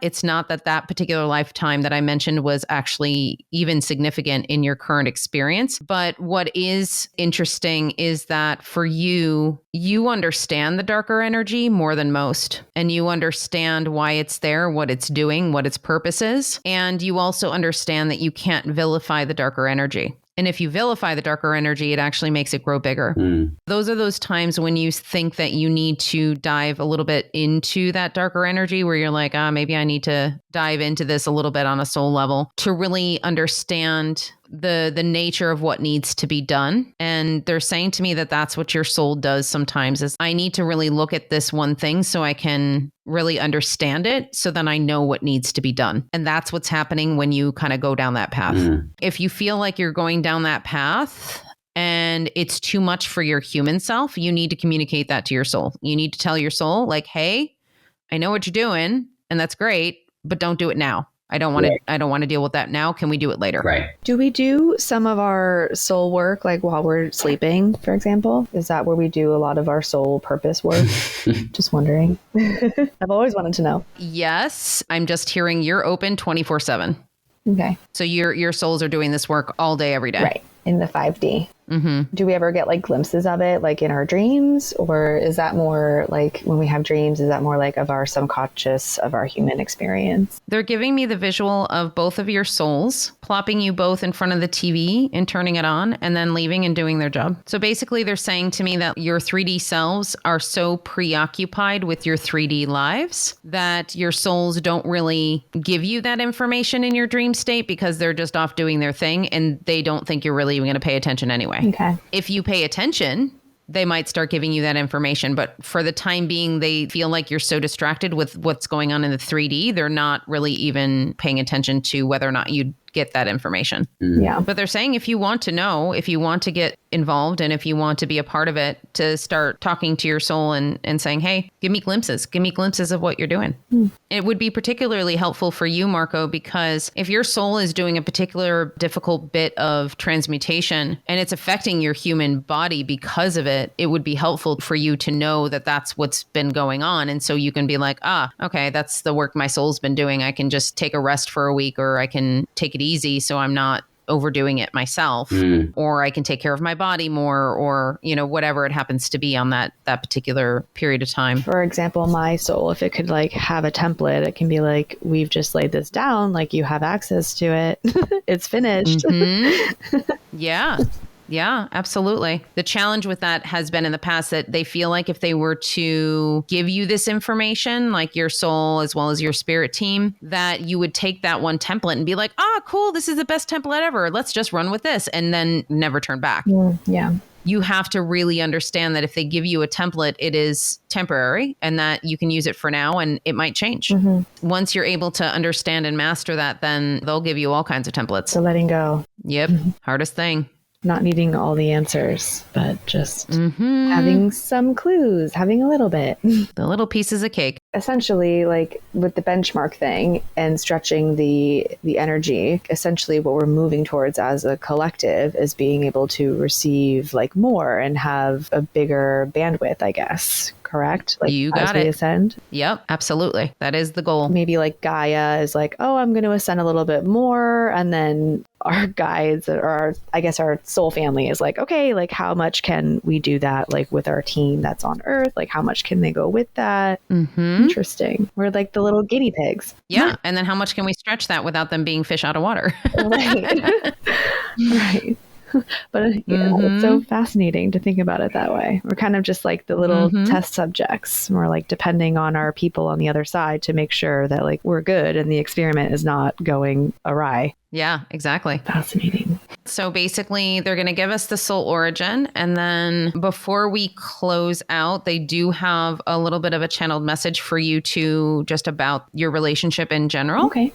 And then we'll close out the session. Amazing. Your souls have been incarnating on Earth for the entirety of your experience. It's not to say that you won't ever incarnate on other planets and other galaxies, but for your purpose as souls, you needed to have an uncluttered, uninfluenced experience. So your soul family, when they individualized from divine source energy, they went to the other realms that are in higher vibrational energy. They went to other dimensions, other planets that are in pretty much pure divine source energy. It was from there that the half of your soul family broke off and decided to start incarnating on Earth. You needed a pure experience for the work you are doing here. You couldn't have influence from other places, other galaxies, other stars. But the fascinating thing about your soul family is that you have all this information already embedded within your light codes, because your other half of your soul family is receiving all of this information and is actually downloading it to you. So even though your souls specifically haven't had experiences in various different galactic places, you still have all of the information within your soul signature. Once your job is complete here on this planet, it is then that you will be free to move forward and incarnate in other places in the universe. You will take this knowledge, you will take this experience and create something completely brand new. Does that make sense? What I understood is it's like we wanted something that we could discover completely on our own to like make our own template for another planet maybe in the future. Like take what we learned to make a whole template. Yep. Interesting. But the origin, because you said we were always incarnated on Earth, so our souls have always been Earth beings. Yep. We were birthed by half of our soul family to just like make an extension that birthed us on Earth. Yeah, exactly. Oh, okay. After the universe was created, by a lot, actually. So it's important for you to know this, that you did not have sort of this violent explosion of a start. Yours was very meticulous and it was intentional. And this was after the sort of universal explosion, if you will, happened. And people started having experiences on Earth once other planets started having experiences. And so divine source energy was like, okay, maybe we need some souls to start seeing how we can shift and change this energy and stretch this energy in a different way and move it. It's like your jobs were almost created out of the information that was already being cultivated in the universe at that time. And so like our soul family was like, okay, like we'll volunteer like some beings Exactly. from our energetic source. Yeah. Okay. The message that your guides both collectively have for you, let me get in. We want to make sure that we calm any of the worries that any of you have regarding how you are going to move forward in this connection, in this relationship, in this 3D relationship. We want you to understand that you do have free will, and it is your choice whether or not you would like to stay together. We will encourage you to continue working on your soul contracts. It is your highest timeline for you to work together on this particular portion of your lives. Once you have completed your soul contracts, it is then your free will choice to stay together. That may seem scary because oftentimes humans have a tendency to like to be told what to do in terms of this is a soul contract, this is destined, this is meant to be. And while your connection is meant to be at this time, once the soul contracts are complete, it will no longer be destiny, it will be your choice. It is very likely that at that time you will both choose to stay together because you have created a very strong bond together through working through all of the issues that you have been working through. But we do want you to understand that that choice is always there. The reason why this is an important message for you is because one thing that you have to understand is that it is a choice daily to stay together. It is a choice to be in each other's lives. It is a choice to love each other. It is a choice to be heart connected and to want to grow together and be together. There is nothing that you need to worry about at this time. You are both on the path that you are meant to be on. This is a healing journey for the both of you, and it is not yet complete. It will continue, and we would prefer for you to look at it as a gift, even as difficult as it may be at times. There are a few people on this planet at this time that have the ability to dig through the three-dimensional surface layers of what a relationship is. You have started doing this. You've started digging deeper to get to the core of what this relationship is going to mean for both of you. You will both be able to hold space for each other. You will both be able to understand each other with love. There is nothing else that needs to happen in this very moment. So digest this information, allow it to integrate, and then start your work again. Constantly check in with each other to make sure you know where each other is. You will come up with conversations and protocols and things to do when you are in certain energies. This will help you to understand how to move through challenging times. Is there anything else? No, that is it for today. Thank you. Yeah. Thank you, Annette. Yeah, you're welcome. Do you both have any questions about the channel? No, it was very clear and reassuring. Yeah, no, it's very clear. And it does make sense. I suppose I've had some throughout the session, like some moments where I felt certain amount of pressure or sense of maybe duty from when we were talking about the soul agreement that we had before incarnating, and saying that I'm here because I've seen Rose's soul do it repeatedly and I can hold the space and support to like do it differently. And I suppose that made me feel a sense of pressure in my current human form. Also, this last channel that you said about how we're here to fulfill our contract together and learn this. And maybe before when we started our relationship, I think both Rose and I were aware that we're facing things, that we're being exposed to certain things that we want to work through, or that perhaps that not necessarily we should, but that would benefit us to work through, and we're triggering them in one another. As you said this, it made me reflect on it and think, is that what we're here for, is to go through this lesson, but then what, right? Are we just here to be teachers to one another in a way? And I feel like sometimes that's maybe a big part of our relationship that we're facing, is that we're here together to like go through these experiences. But then once we learn that, then are we going our separate ways? Or yeah, I guess it's just interesting to hear you say that. And maybe, yeah, I don't know what else to say, but I just reflecting on all those things are some of the stuff that's coming to my head. Yeah. Sometimes when we get all of this information, it can be a lot. Like a lot. And there are a lot of people who, after they get these sessions, they're like, oh my God, like it's a lot of information. It's a lot of responsibility. It's a lot of all the things, right? Mm-hmm. From your human perspective, if you do feel that pressure and that feeling in your chest of, oh gosh, I have to do this, take a step back. Just tell Rose, hey, I'm feeling some pressure about some stuff. I need to take a step back for a moment. I'll get back to you in a day. And if after a day you're like still feeling the pressure, okay, just need another day. Right. Just be very open about where you are in that space. Okay. Because you need to take care of your own self-care as well as Rose needs to do that as well. When it comes to after all of these soul contracts are complete and everything else, what does that mean? Does that mean that you're going to stay together or are you going to go your separate ways? Like they said, that's your free will decision. And you can't even see that decision right now because you're not there yet. Once you get there, so many things will have changed for the both of you that it's going to be super duper clear that it's not even going to be a question. Mm-hmm. Okay. Right. So don't worry about it right now. Yeah. Continue to work on what you need to work on individually as well as together, and just see how it goes one step at a time. Also, when you think about the soul contracts, there are times when soul contracts can take a ridiculous amount of time to get fulfilled. And then like today, when we removed that connection between your root chakras, sometimes it can take seconds to clear. It just really depends on what's going on and what is happening in any given moment in your lives. But always check in with yourselves, check in with each other, make sure you know where each other is and feel into that energy. Okay. All right. Yeah. And there's no rush. Patience. There's no rush. Yeah. On both sides is valued. Yep, exactly. All right. So we are going to close the Akashic Records. Thank you to Akula, my Akashic guide. Thank you to Archangel Metatron and Archangel Xenophon for being here as well. The records are closed. The records are closed. The records are closed. Thank you.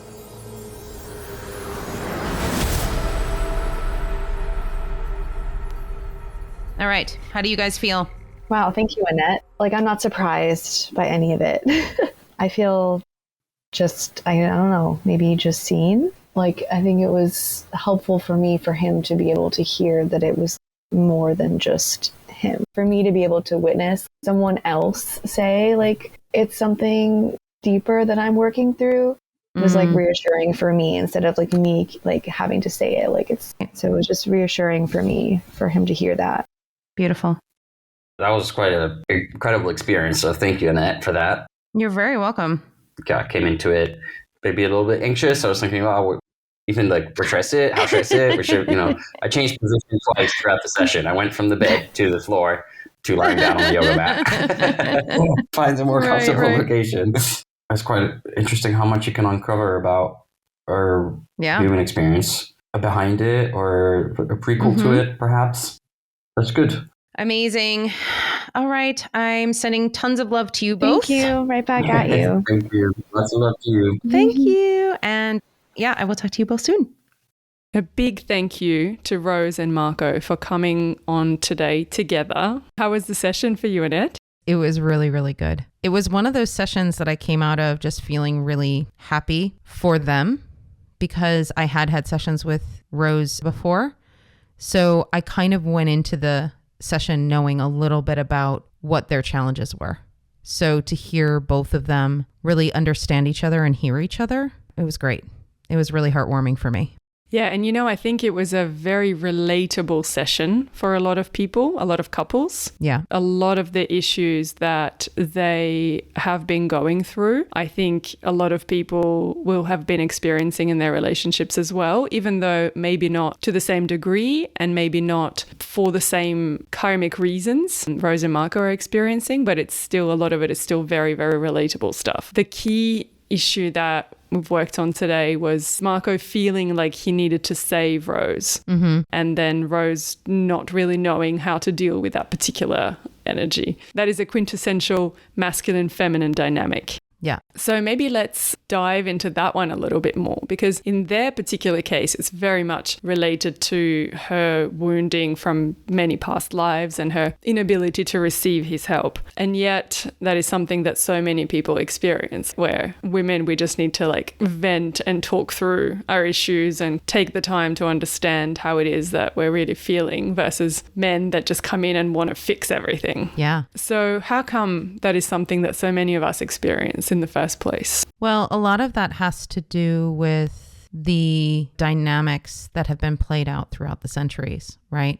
I mean, think about the original trope of the man in the white horse coming to save you. We've kind of put this idea into the universe that this is the role of the man and the role of the woman is to be saved. That can play out, obviously, in the reverse. That can play out in same-sex couples. It can play out any way, shape, or form. But it is sort of this idea that one person is helpless and needs to be saved, and the other person is strong and can do the saving. When you get into that dynamic from the beginning of a relationship, it's already at an imbalance. Part of the issue with that is, especially in Rose and Marco's situation, was that she really doesn't even know within herself what she's going through at that moment. So she doesn't know what she needs. If you don't know what you need, then how can the other person come in and save you? And so therefore it creates this dynamic of her feeling even more helpless, feeling even more horrible, because not only can he not help her, but now she can't even figure out how to tell him how to help her. It creates this dynamic where the other person who is trying to do the saving is feeling useless because they feel like they can't do anything. And then the person who is having the hard time is feeling twice as bad. It's this vicious cycle where we say that in a relationship, oh, we're supposed to help each other in this way. Like, I'm here to help you get out of this situation, and you're here to help me get out of this situation. And this is an old relationship template. And this is part of what is being almost eradicated as we move forward in relationships, because as we know, the work that we need to do is our own. It's our own internal work. Now, can somebody help you? Certainly. Just now, you and I, Julia, were having a conversation and you offered a lovely suggestion for me. And I was like, oh yeah, that's great. That's a great suggestion. Thank you. That kind of thing that's not you trying to save me. That's just somebody offering up suggestions or offering up advice or tools or something that they may have that you can't see because of perspective. There is a difference between swooping in and taking over and saying, oh, I'm just going to do everything for you because clearly you can't do it yourself. And that's kind of what that sort of savior complex shows up as. And so what does that do? That creates codependency, because if the one part of the couple is swooping in and doing all the saving for something, that is basically enabling the other person to not learn and to not learn how to pick themselves up or to get themselves out of whatever they're into, if it's like a depression or something like that. In the case of Rose, she kept on saying things like, I know I act a certain way. I know I'm like mean to you or I push you away. I don't know why. I don't know why I do it. You first need to look at the reasons why you were doing. So from Marco's perspective, he needed to ask himself, why do I need to do the saving? Why do I feel like I need to do that? And then for her, why do I feel like I need to push him away?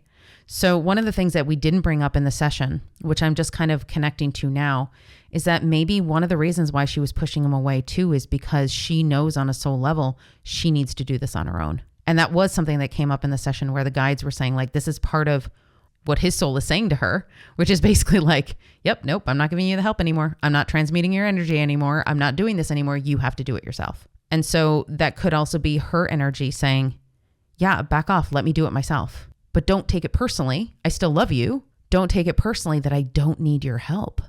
I need your support. I need a sounding board. I need somebody who is there for me to offer suggestions and things like that, but I don't need somebody to come in and do the work for me. Right. So the experience that they're having is kind of like a grander scale experience that a lot of people have.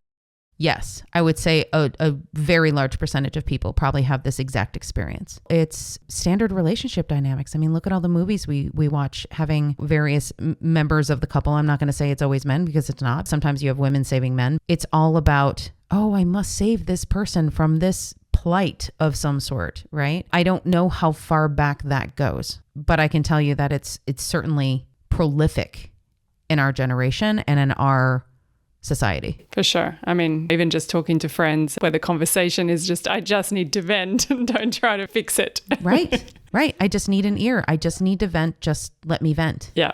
Yeah. So we need to learn to do that as a society to actually really be able to own our stuff. And then from the masculine energy point of view, to learn to hold space. Yes. And that's tough. It feels a little bit like sitting in silence and being okay with the silence. There's two different scenarios that could play out. Prior to having this session, Rose and Marco would have an argument. And let's say Rose really wants to talk something out.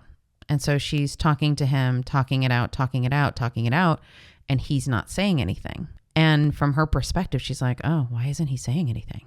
Oh, he doesn't want to talk about this. Why does he? And so then the insecurity starts building and building and building. And then on his side, he's probably going, I don't know what to say. I don't know what to say. And so then that creates the tension. And then that could potentially start a fight versus go into the exact same situation with the knowledge of the prior communication, which is, hey, I'm going through something right now. I don't know what it is. I just need to talk it out. All I need for you to do is listen. That basically gives that other person permission to say, perfect, I'm going to hold the space. I don't need to say anything. I don't need to worry about saying anything. If I feel like saying something at the end of the vent, I can say, hey, I have some perspective. Do you mind if I say something?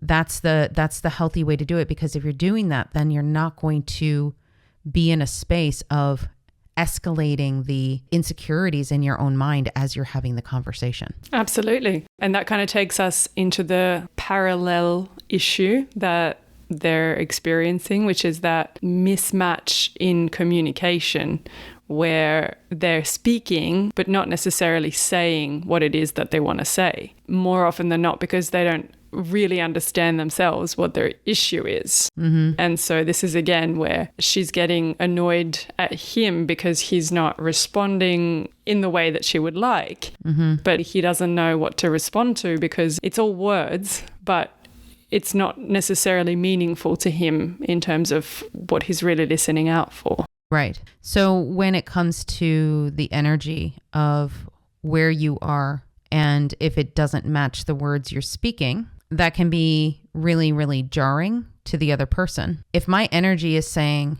I'm really irritated at you right now, and you can feel it, it's dripping off my body, you can feel it. And I just look at you and say, I'm not mad at you right now. That's a perfect example, because you can feel the energy, you can feel the anger, but the words that I'm saying do not match my energy. Now, that's a really obvious answer. And of course, like body language, and if you're in the same room with somebody, if somebody does that, you're going to feel it, you're going to know it, and you're going to say, no, they're actually pretty mad at me. I can tell. That's obvious. But it is the more subtle emotions that create the problems in these types of conversations. And those emotions that are harder to voice because it requires that vulnerability. When you are in a space where you feel really hurt by something that your partner did. Sometimes people will go straight from 0 to 10, from I'm hurt to I'm angry. And they don't actually give that space for the hurt to actually come out and say, hey, I just want to let you know that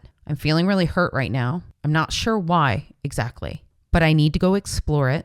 And I need to figure out why this particular behavior that you just did hurt me. You don't need to do anything right now.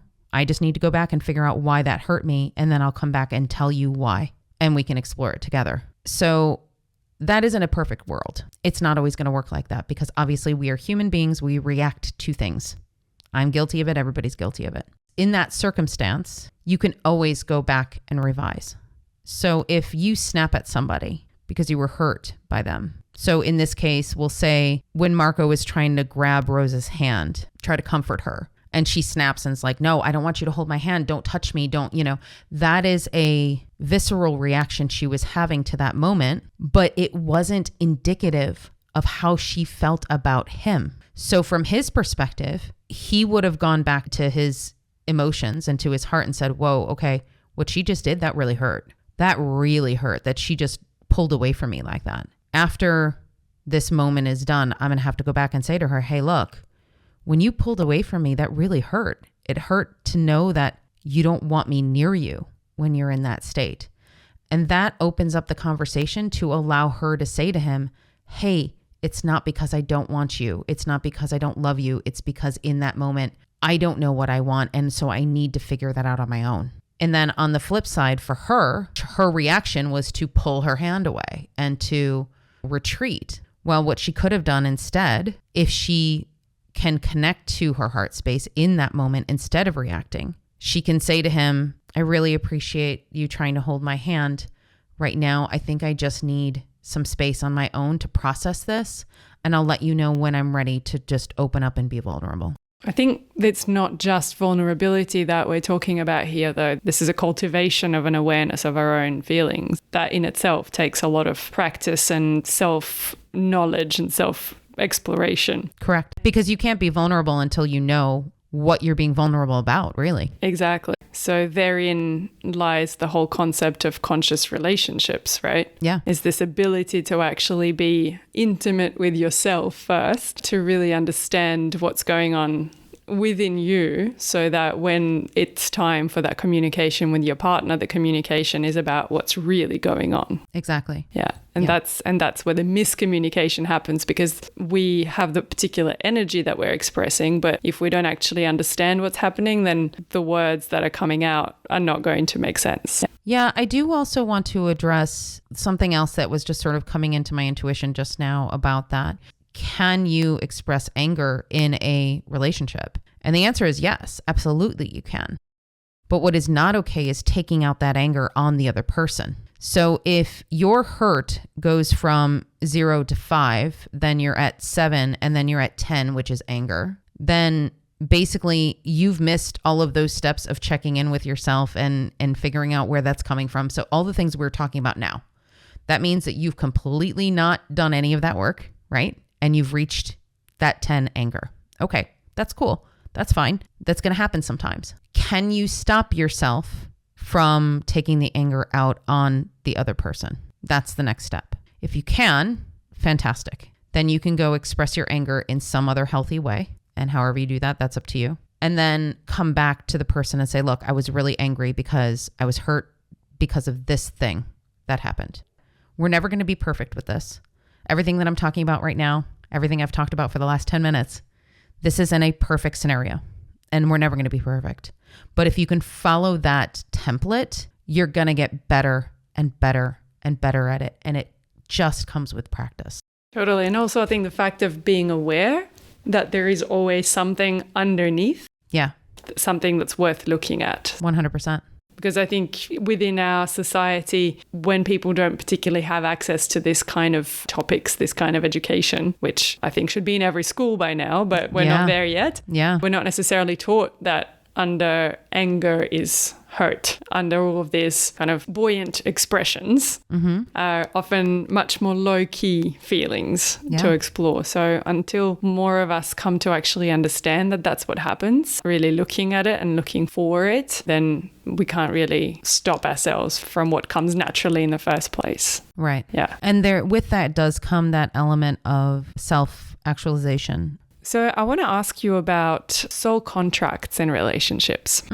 So that was very interesting to hear their history as souls, the history of their interactions together, and how they came to be partners in this lifetime, and their pre-life planning and soul contract that was made for them for this lifetime. So I want to ask you, do all serious romantic relationships come with soul contracts? That's a good question. Most of them do, yes. Not all of them, but a relationship that is soul contracted is usually there for a particular reason in terms of clearing vows, accomplishing something together, having children, all kinds of different things. It depends on the couple. There are definitely relationships that happen that aren't meant to happen. Wait, aren't meant to happen or aren't soul contracted to happen? And what's the difference? Well, both. Relationships that are soul contracted are there to serve the purpose that they're created for. Of course, we're going to have relationships that we're not soul contracted for because those are the relationships that give us other experiences. It is the free will choices that we make and the experience that we have throughout a particular incarnation. Now, just because it's not soul contracted doesn't mean that that person wasn't gravitating towards your energy for a reason. Meaning that if you were meant to have a certain experience, let's say, I'll use from my perspective, learning how to overcome codependency. The boyfriends I had in my past, did it have to be them specifically? No. It could have been them, or it could have been a couple of other people, probably many other people. It could have been just anyone, but it just so happens that I chose those people, or they chose me, or whatever the case was. But it is the energy that attracts. So I am attracting into my field an experience. So that's not necessarily soul contracted with a particular soul, but it is contracted with an energy, if you will. Throughout the course of my younger years, my energy just basically said, codependency, codependency. And then that's what came to me. That is something that I would say is meant to be, even if it's not desirable, it's still meant to be, because that is something that is teaching me something. It's showing up for me to show me something, right? But you just happen to come across an energy that was volatile, and you decided of your own free will to go with that energy. So that's where free will can have a detrimental effect, if you will, on your path. So those are the ones where we mess up, isn't it? Those are usually the ones where we end up with past life stuff that needs a lot of clearing. Correct. Is when we end up entangled in these types of scenarios. Exactly. So let me just see if I understand the first two properly. So you might have a soul that has a plan to have a particular type of experience. In the soul contract situation, it makes a plan to have that experience with a particular soul. But in the destined but not soul contracted, it's just like a plan that it goes in with, and then it just finds somebody along the way that has a matching plan. Correct. And you kind of just match up as you go and travel together. Exactly. And then obviously the third one being the free will decision to be with somebody who was not destined, not soul contracted. The unfortunate decision. The unfortunate decision, yeah. Okay, so if we just talking about the first two, for people listening and wondering, for example, within their personal relationships, which one it is. Does it matter at all which one it is? Does it matter for them to know which one it is? And does it change the way that the course of the relationship runs? I mean, ultimately, you don't need to know one way or another. If you are even remotely intuitive, and you don't even have to be spiritual at all, like in any way. I have a really good friend who is not spiritual at all, but he's really good at following his intuition. It is when you have a connection with somebody else who, let's say, you feel a commonality with them, like it feels like you go together really, really well, but you don't have any really strong pull towards them necessarily for a particular reason. That is probably going to be a bit of a clue that it's probably destined, but not like you don't have a purpose together. You're meant to sort of connect and learn something from each other. And that doesn't mean that the relationship isn't going to be for the rest of your life. That destined person could in fact be your soulmate that you stay married to or stay together with for 80 years. Just because it's destined and not soul contracted doesn't mean it's not going to last. It just depends. If you don't have somebody that you're soul contracted to be with, then yeah, the person that you're sort of destined to be with can just be the person you end up with. So it really depends on the situation. You just said a word that piqued my curiosity. You just said soulmate. So I don't think we've ever discussed this particular topic on this podcast yet. Let's delve into that. What is a soulmate versus a soul contracted relationship? Because soul contracted relationships are not necessarily always successful relationships, right? No. Oftentimes they are relationships that are there for the purpose of working through something challenging, and whether or not they continue beyond that it's not a given. True. So then what is a soulmate within the context of pre-life planning? A soulmate can be somebody who's in your soul family. It can also be somebody who's not in your soul family. If they are in your soul family, They are usually a soul that you have decided to have in your life to help you in some way. People will use the term soulmate for friends, for relationships, family. It doesn't matter. Like you can say that a pet is a soulmate, right? It's about a particular soul that I would define as familiar. It is a familiar soul to you who you have known either through your soul family or through various incarnations. So you've had many incarnations with this person. So you have that soul recognition of who each other is. And in that soul recognition, whether you're contracted or not, you're like, oh yeah, I know you. Hey, what are we going to do together today? It's usually very harmonious. It's usually very easy to connect with these people. It's easy to be in the flow of your energies together. So soulmates have a tendency to be very supportive on your journey. It's more like a support role. Oftentimes in the spiritual space, we joke, I just want a soulmate, because a soulmate is easy and it's lovely and amazing and you don't have to work super hard at it. I mean, think about the friends that you have and the people you have in your life that you consider soulmates. Like I consider us soulmates. Things are easy with us. Like we can connect and talk and it's easy. When you have a soulmate come into your life, they could be soul contracted. They might just have decided to come in because maybe you're having a really rough time and they basically said, oh, okay, well, you know what? Maybe I'll make a little detour and I'll hang out with this other soul for a little while just to make their lives a little easier. And in which case that may not be decided ahead of time. That might be something that is a decision that happens on the fly. A soulmate can be so many different things. And I want to dispel any notion, idea, or feeling that we have one soulmate in this world. That was going to be my next question. You read my mind. No.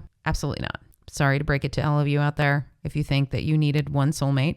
But guess what? This is really good news, because having one soulmate is kind of like, well, crap. I have to find one person among 6 billion people. That doesn't sound like fun. So yeah, we can have many, many soulmates. We can have many people who are soul connections in that way. And the more connected we are to our souls, I feel like the more soulmates we will be able to connect with. It is something that is important for us to have. And it's part of our journeys to help us through, because we can't just continually go through challenge after challenge after challenge without having that support. We'd just not make it. If we're talking specifically about romantic relationship soulmates, they're not necessarily pre-planned ahead of time. They can be. They can be, but they're not necessarily so. Correct. They can just be synchronistic connections, and usually they are souls that you have dealt with in previous lifetimes. Correct. If we want to use the example of had I not moved to Paris, I wouldn't have met you. Well, at least not now. Maybe I would have met you later, but like at this point, I wouldn't have met you. And so wherever I would have moved to, would I still be accomplishing the same things? Probably, but with an entirely different set of people. And my experience would probably be slightly different because of that. But most likely I would be doing similar things because this is what I'm meant to do, if that makes sense. So I guess this is why there is so much confusion about soulmates versus the soul contracted relationships. Because I suppose is that the soul contracted relationships have this element of recognition when that person comes into your life. And what we perceive as that recognition, we perceive it as it's a soulmate, it's like meant to be, it's all of these types of things, which meant to be, yes, but soulmate, as in somebody who is going to be with you for a long time and in a supportive fashion, not necessarily, because that intense sense of being drawn to somebody and that intense sense of feeling like there is a purpose for this does not equate happily ever after. It can, certainly, but yes, that doesn't always mean that, because sometimes the reason people get married now is to clear marriage vows from previous lifetimes. And when you do that, you get married and then you get divorced. And what does that do? Well, the divorce clears the previous marriage vow. Before people were aware that you could clear marriage vows and that it's something that needed to happen, well, okay, what's the best way to do that? Divorce, right? People wonder, why is the divorce rate so high? Well, that's kind of why. I mean, there are, of course, other reasons, but like one of the main reasons is you feel like you are connected to this person, you get married, and then you're like, oh, we're not connected. And then you divorce, and that's the end of that. And then you don't have to come back with that person again. So then I wonder, is there a way to avoid that entire scenario altogether by, say, coming to somebody like you as a couple before getting married and checking in and saying, hey, what's actually intended for us? Correct. Yeah, absolutely. If a couple came and would you be able to identify that they have a outstanding wedding vow that should no longer be valid? Would you be able to to identify that and to tell them that? Yes, because I have seen in the records many times couples that have signed up to be married in multiple lifetimes. So I've been able to see that. I've been able to see that they've chosen to continue to work together. And I've also seen that in previous lifetimes, I can see where the reason why they got married in this lifetime was because the previous lifetime when they were married, let's say it was a really harmonious soul contracted union and they had a beautiful marriage together. And so when they saw each other in this lifetime, they remembered that and they're like, oh, yeah, we like maybe not consciously remember, but their souls remember, oh, right, we're supposed to be together. But maybe they're really not supposed to be together in this lifetime. And then they get married and then it's like, oh, yeah, no, we're really not supposed to be together in this lifetime. And then they get divorced. There can be echoes of that in many, many lives. And in the past, divorce had been, sort of forbidden. It wasn't something that you could really do. Now it's become so prevalent that it makes it easier to clear these contracts, certainly. So like a scenario like this one, where the two people are really not meant to be together in this lifetime, would you be able to see that immediately? Yeah. And would you tell them that? Yeah, of course I would. Now, granted, I have said that to clients before. I mean, I've done it several times, in fact. It has not been during a couple session, though. It has been during individual sessions where I've seen that they are not meant to be with the person they're with. Now, I will never, ever, ever tell a client that they need to break up with somebody. I will always just say, this is what you're soul contracted for. This is what you're not soul contracted for. If you continue in this direction with this person, this is the potential outcome. But wait, not soul contracted for doesn't equate you shouldn't be with this person in this lifetime, right? It depends on the scenario. So there would be times when they would be soul contracted in order to clear the marriage vow. Okay. But then there could be times when, let's say, they don't need to clear the marriage vow. Let's say it ended harmoniously and the marriage vow was dissolved before they died, but then they still recognized each other and said, oh, I think we need to be together. And then they come together, but they were not meant to. Then that would end in divorce too. If I think that's what you're asking, right? Yes. But in terms of like, how would that be identifiable in terms of somebody simply not being contracted together versus you being able to see that this is not a relationship that's in your highest good? It's pretty easy to ask the guides, is this person that I'm having this session with, do they have a soul contract with this other person? It's a pretty solid, just like yes or no. So that comes in usually pretty quickly. If it is a no, that they're not soul contracted together, that doesn't mean that they're not serving a purpose. This would be in that case where like, hey, you're kind of off your path at this moment. You're going down a path that is actually going to perpetuate some of your wounds, or it's going to perpetuate some sort of something or other that it's not in your highest good to experience. It's in that type of situation where I will advise the client. I will say, look, if you go in this direction, it could go one of several timelines. I'll kind of outline the timelines for them and say, hey, look, it could potentially go this way, it could go this way, or it could go this way. I will also give the client a way to potentially try to work through that relationship if they really want to stay in it. I will never, ever tell a client, you need to leave this person, but I will say like, hey, in your current state of this relationship, you are veering off your path.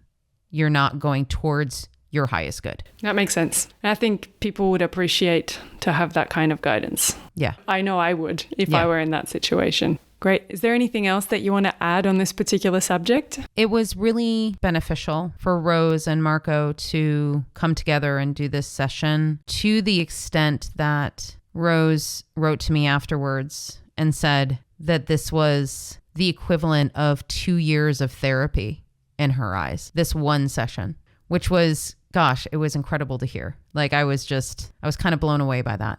But it is true because it kind of cuts through all of the BS.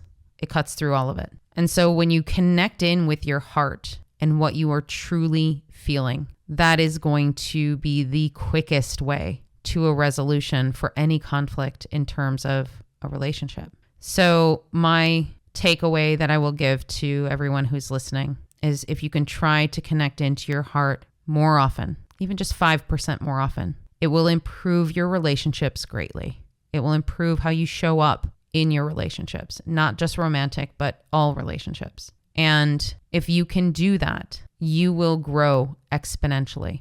Your life will get exponentially better, and you will stop reacting and start being intentional about how you are cultivating your relationship. Beautiful advice. Thank you. No, thank you, soulmate. I love you so dearly. Right back at you. Thank you for another beautiful chat today. Yeah, thanks. Until next time. Till next time.